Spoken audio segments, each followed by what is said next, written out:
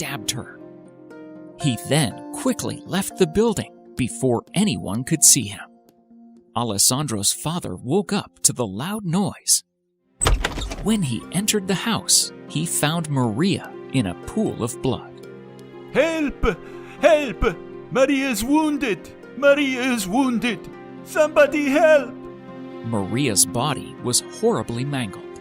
It was a miracle that she was still alive. The neighbors soon arrived and gasped when they saw their beloved Maria. They asked who did this terrible thing, and she whispered, "It was Alessandro. He tried to make me do something that was a sin, but he couldn't make me do it.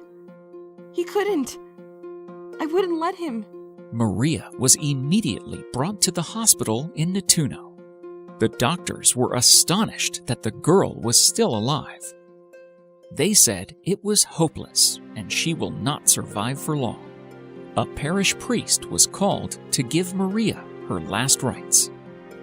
As she lay dying, when the parish priest of Nettuno brought her holy viaticum and asked whether she forgave Alessandro, she replied, "Yes, I forgive him and I want him to be in paradise with me someday." Her mother, in tears, gave her the crucifix to kiss, and that comforted her. "Don't worry, it is Jesus whom I shall soon see in heaven." Maria died the next day on July 6th at the age of 11 years and 8 months. A large crowd gathered at her funeral, and each of them was aware of her martyrdom.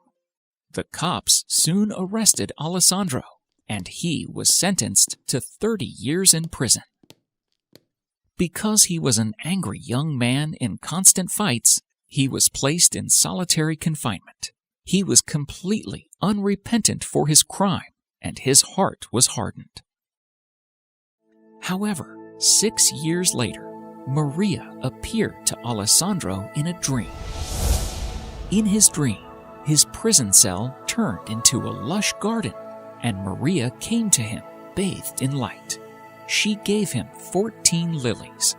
After he took the lilies in his hands, they turned into flaming lights.